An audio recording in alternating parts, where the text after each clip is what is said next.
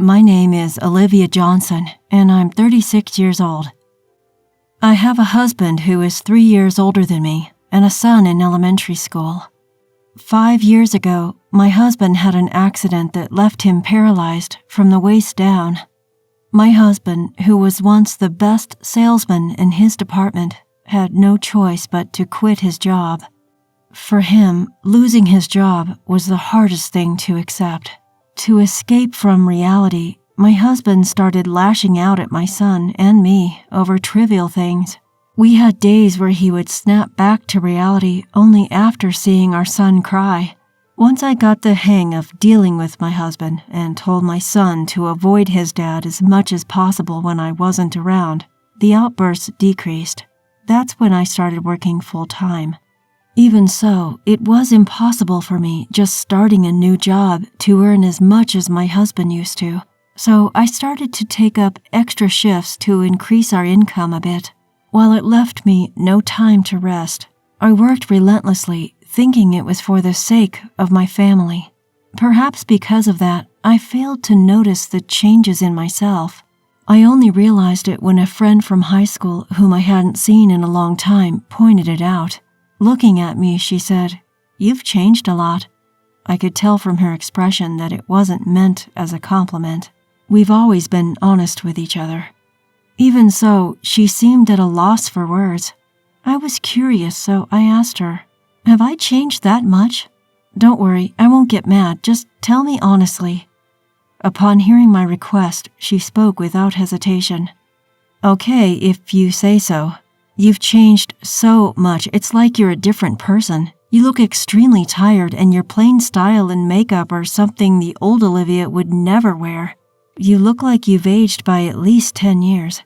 Even though I'd asked for honesty, her words hit me pretty hard. But I couldn't deny it. I'm definitely not the person I used to be. When I was in my 20s, I was always checking out the latest fashion and makeup trends. Now I focus only on choosing functional, safe colors and don't even keep up with the latest trends. However, even after realizing this, I just don't have the luxury to enjoy fashion as I used to. Though I felt somewhat pessimistic, I reminded myself, this is only for now. In a few weeks, our multi-generational home will be completed. The plan is for my family and my in-laws to live there. My in-laws suggested this to help lighten my load a bit. I felt bad, but I took them up on their offer. My husband was all for it too. Ever since we decided on the multi-generational home, my husband's been in high spirits. He, who is usually quiet and hard to read, has been starting conversations with me and our son more often lately. Our son, not used to his dad talking to him, seems confused but also a bit happy. At one point, my husband would yell at our son for unreasonable reasons. Because of that, our son became overly sensitive to his dad's mood. I had been struggling to find a way to improve the relationship between my son and my husband, hoping that living in a duplex might be a good start. But when our long-awaited duplex was finally completed, my husband told me that he had something to discuss. He mentioned that my mother-in-law would also be present, and I had a bad feeling about this. Despite my apprehension, my husband began to speak with a smile on his face. "I can finally tell you, Olivia. I was advised to keep silent until the duplex was finished, but I've been looking forward to this day." I was puzzled, not quite grasping what he was trying to convey. Then, with a casual tone, as if he were talking about today's weather, he said, "Olivia, let's get a divorce, and from now on, let's lead separate lives." It took me a few minutes to comprehend my husband's words.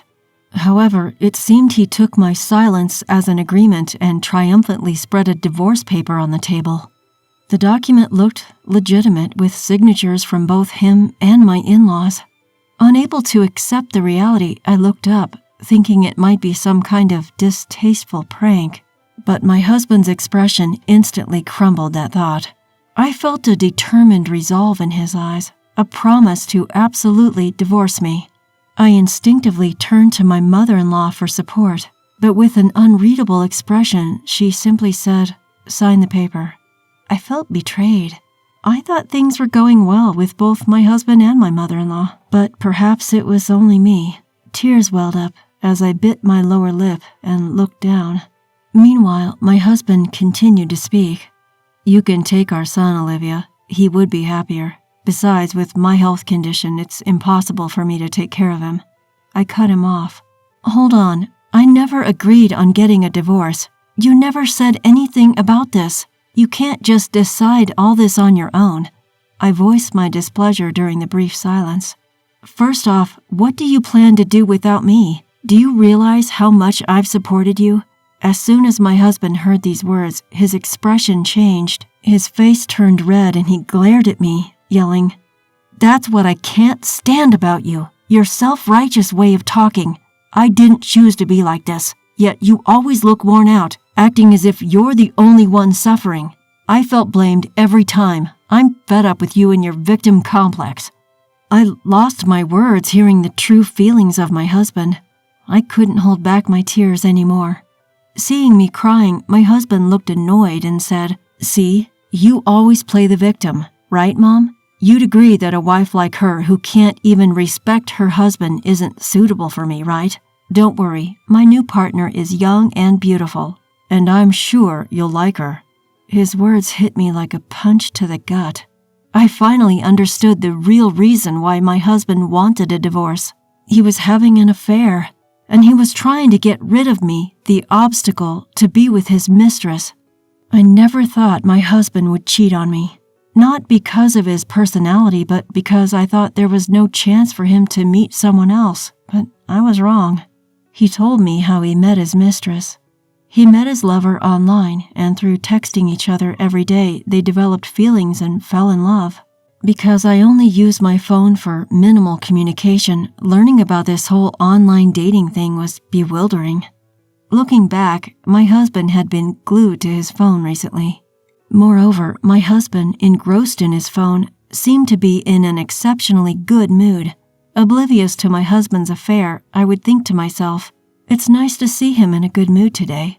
Yet for all I know, he may have been secretly inviting that woman over to our place when I wasn't around. Just the thought of it was enough to make my blood boil. Despite our arguments, I had never once considered leaving him before.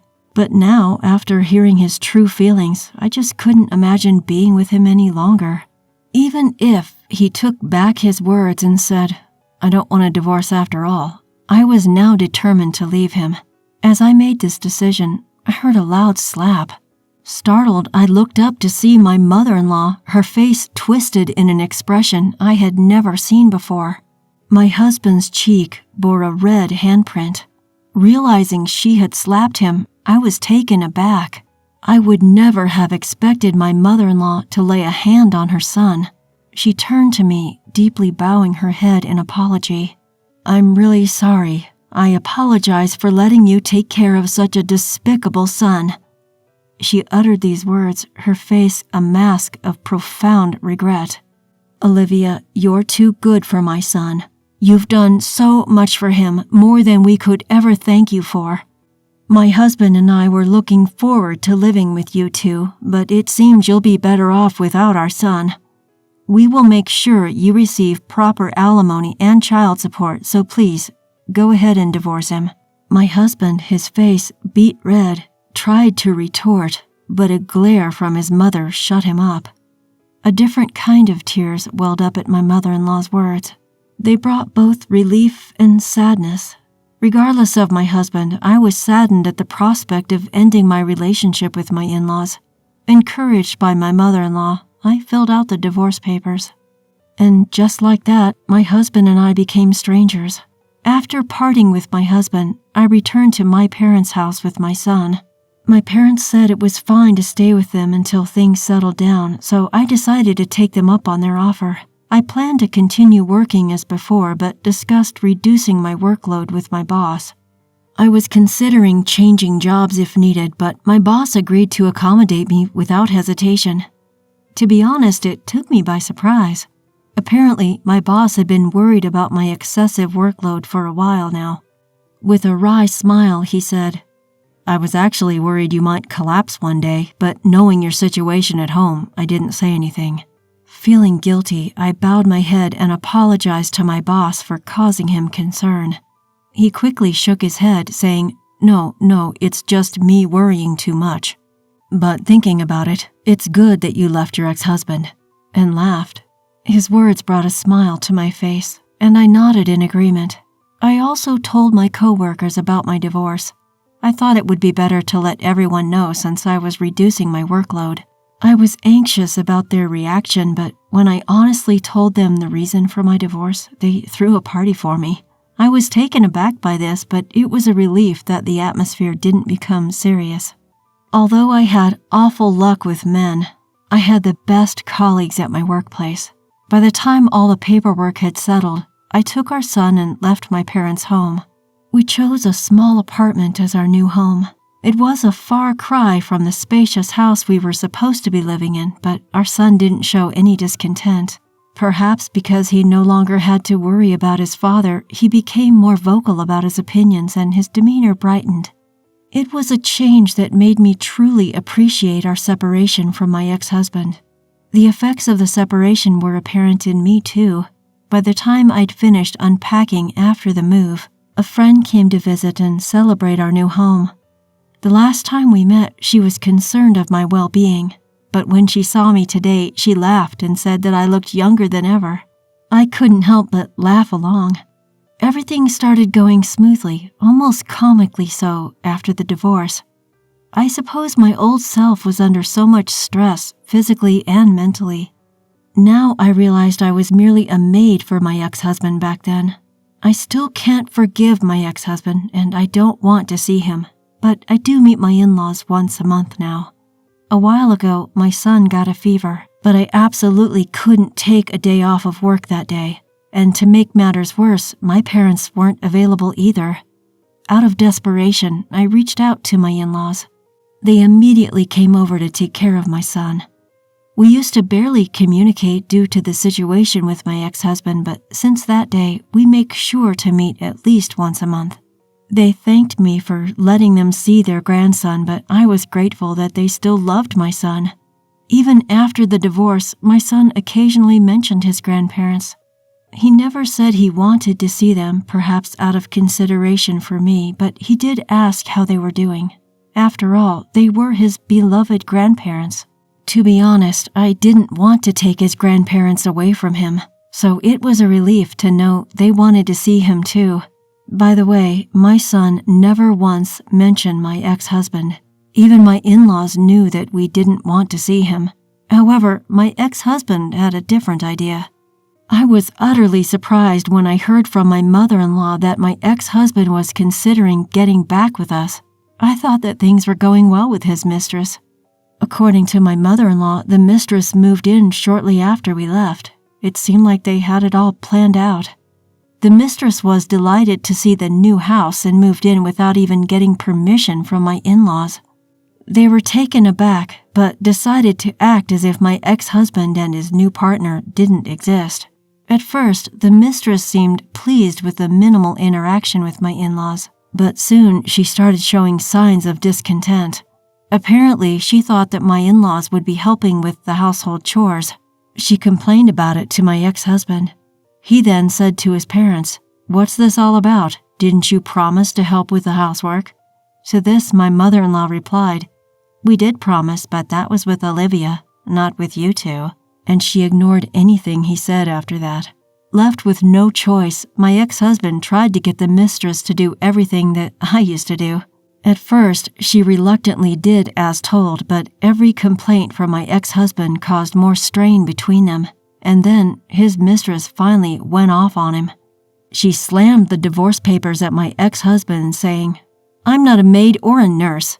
This is not fun at all, and I can't stand being with you anymore." She left the house. I thought to myself, my ex is pretty bad, but that mistress is quite something too.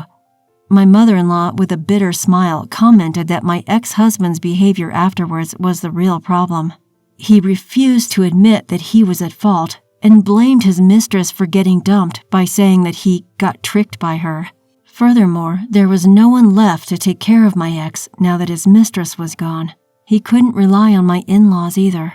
As a result, for some reason, he thought that if we reconciled, everything would return to how it was. He probably has forgotten the things he did. He told my in-laws that he wanted to get back together with me and asked for their help. When I heard about this, I couldn't help but shudder at the thought of living with my ex again. My mother-in-law quickly reassured me, saying, "Don't worry, we firmly refused." My ex, scolded by my in-laws, gave up on seeing me but now wanted to see our son. My in-laws also refused this. Finally, my in-laws told my ex that if he caused any more trouble to me or our son, they would sever family ties and kick him out. This finally made him give up. It would be difficult for my ex, who was well received by his neighbors and friends, to live relying on others besides his family. I'm glad that my in-laws are not on my ex's side. From now on, I plan to make good use of my past experiences and do my best without pushing myself too hard. I also want to cherish the time with my son, make lots of memories that we couldn't before.